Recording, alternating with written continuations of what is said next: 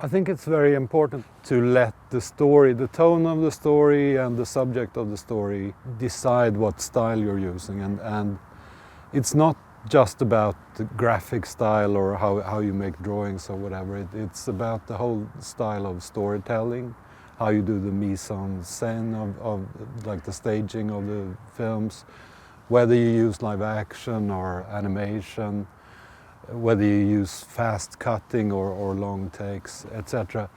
Even down to the style of the audio of the film. I think everything needs to come out of the story. So I try to, especially when we do films, when we collect different stories on the same subjects, it's really important that each story gets the style it deserves, rather than you having a preconceived notion of a style you want to work in or something. It's always about the story and about the tone of the story, I think. Det är ju ingen här längre. På min tid liksom, när den här expansionen kom ut och jag var just här, så var det fyllt med spelare här, det var fyllt med liv och det var jättemånga som gjorde quests, och nu är det inte en jävel här. In terms of the subjects for the animated documentaries, it's a lot about what I'm curious about. Like the last one we made, which is called I Was a Winner, which is about computer game addiction. It's really about me being curious about hearing the stories of these people, because you read a lot about the subject, but the only point of view you get is like concerned parents or experts or something like that. And I just wanted to hear these people tell their own stories. And I think that goes for a lot of the other subjects as well. In doing these animated documentaries, I've also come to think like it's a way to just gather some of the billions of stories that are out there and present them to an audience, and deciding on the subject, like tell us a story about lies, for example. It's a vehicle for gathering stories really that are out there, but you wouldn't find unless you kind of defined your subject for how to search for good stories really. Den här kvällen så tror jag att vi tyckte det var ganska tråkigt. Det var detsamma, parkbänken brann, punkarna kissade i fontänen. When we worked with interviews for the animated documentaries, I've usually worked with people I know who are journalists, so they help me with both research and with doing actual interviews. So the way it normally works is we approach someone, and it might be me or it might be the guy who's doing the interviews who approached them. We kind of get to know their story a bit, and then we do one first interview. And typically I would edit that interview and see what we have. And it's really like when you work with stories and you try to cram them into the short space of a short film, the editing process is really like writing a script.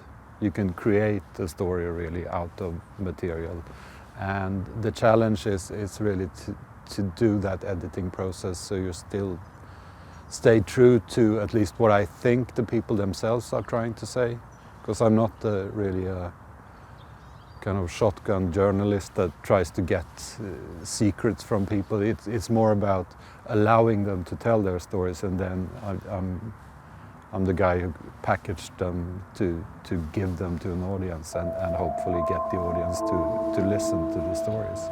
Flygas till Tyskland och jag har därför beordrat flygningen. Och då säger plötsligt går han och tar pistolen och säger nu går jag och kapar ett flygplan. Jag ska frita dem innan de lämnar landet. The starting point of the film Tussilago, which deals with the terrorist affair in the 70s in Stockholm, it's kind of a weird starting point, because these terrorists, they were planning to kidnap a politician, but they never did. And they planned to keep her in a box in a basement in Stockholm, in a place they had rented, and they called it the People's Prison or something. And this place had a sign in the window saying Animation Studio. And that sign was there many years after this thing happened. So I remember walking past and seeing that sign. And I figured when we started our animation studio, we actually moved in the building next door. So I figured the neighbors must be kind of scared of us. Now another company comes in and puts up a sign saying animation studio. So I started thinking about that story and maybe making that animated movie that they didn't make down there, because I thought that sign was just a cover.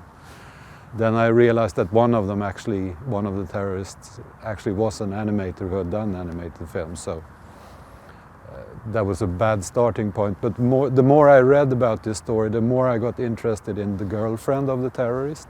She had told her stories to journalists before, but it became part of the bigger story, and I got interested in just telling her story. I think in telling these stories, even if it's extreme, like someone who joins a terrorist organization, you need to find something that people can relate to, that the audience can recognize. And I think in this story there's a lot of things like the relationship between her and the terrorists. A lot of people, I think, can relate to that, even if they haven't gone so far as to join a terrorist organization or rob banks. So it's a lot about recognition and kind of, I guess, putting yourself in someone else's shoes or someone else's mind for a moment. I think that's maybe what might be worthwhile about doing films. Jag tyckte det var så pinsamt att gå där och leta och sådär, va. Så vi gick där och promenerade lite grann och så plockade jag tusselag och blåsippor. Vi hittade aldrig huset. Och så åkte jag hem med en bukett med tusselag och blåsippor. I think in choosing a style, whether it's for a music video, whether it's for a commercial or your own personal short films, I think it's always about the story. And I might have some tools in my toolbox that I use a lot, but it's still about choosing the style that's perfect for that story or for that music track if you're making a music video.